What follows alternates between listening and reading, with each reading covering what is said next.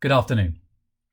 Many of us are now working from home, and therefore virtual meetings, a lot of them, are becoming the new normal. My name is Matt Beresford. I'm from 4D Human Being, and I'd like to talk to you about how to get the most from the video conferencing technology that you or your company use. For 5 years, I worked with Google to help build a B2B channel for their video conferencing platform, Hangouts Meet. Now, there's loads of great technology out there from Google, from Cisco, Microsoft, Zoom, and countless others. But whatever technology you have, what few people are talking about, or indeed trained on, is that when it comes to successful video collaboration, it's not enough to install and understand how to use the tech. We also need to get better at understanding how to be on a video conferencing call. How do we want to make people feel? How can we maximize our personal impact? How can we leave people more motivated at the end of the call than they were when they joined it? Now at 4D, we love video conferencing. We use it within our team to coach and to deliver training, and we'd love to share some of our top tips with you here. The first one is about the word host. Now we call the person who creates the meeting on a number of platforms the host. It's the person who starts the call, arranges it in people's diaries. If we think about what being a host means in real life, we get some idea of how we might choose to show up on a video conference. What does the host do? Well, she's welcoming. She tells us where to put our coats. He might explain to us where the food and drink is. He'll introduce us to people and take care of us. If you are the host of your video conferencing call, how much can you own that role and ensure you're really hosting the colleagues, partners and customers that are joining you to make that experience as good as it can be? Which brings us to navigation. Are you helping to guide people through the call? Are you being clear on what they can expect to get from it? Are you providing an agenda? Are you creating a positive and engaging atmosphere? What expectations of the attendees have you communicated to ensure they will bring something to the call and not simply be passive observers?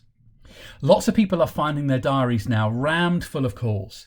How many of those 30 and 60-minute calls could be 20 or 40 minutes if they were better organised?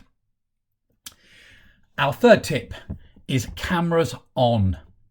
So much of our impact is in our facial expressions and in our gestures. If you remove this, you are reducing your impact by a huge amount, perhaps more than 50%. If your company or that call doesn't have a camera on culture, you can be the person that makes an even stronger impact. Now, once our camera is on, be aware of the fourth thing, which is framing. How much of you is visible? What height is your camera set at? Would a separate webcam be helpful? There are cheap HD cameras very easily available now. How is the lighting? Is there a pile of washing behind you?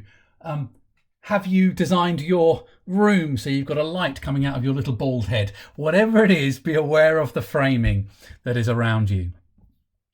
And our final tip is around your personal energy. We are obsessed with energy at 4D. We have a lot of tools in this space. And we talk about it all the time because it's crucial in our interactions with other human beings.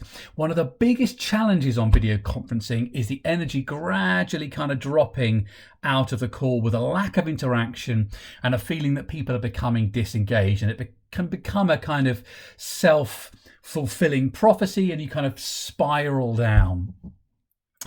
In a virtual meeting, the energy of the host especially is crucial, and we often need to use more energy than we think if we want to maintain a high energy on the call. It can feel strange, right?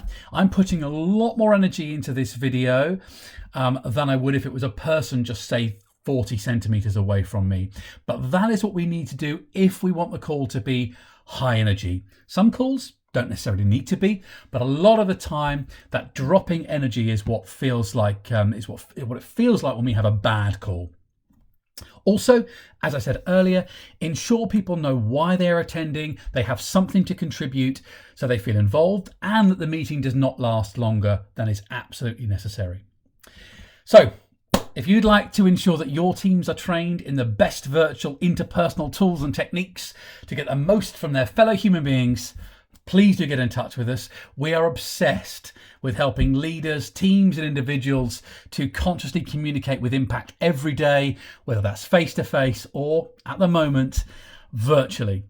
So keep your calls high energy, keep them purposeful, and please keep your cameras on.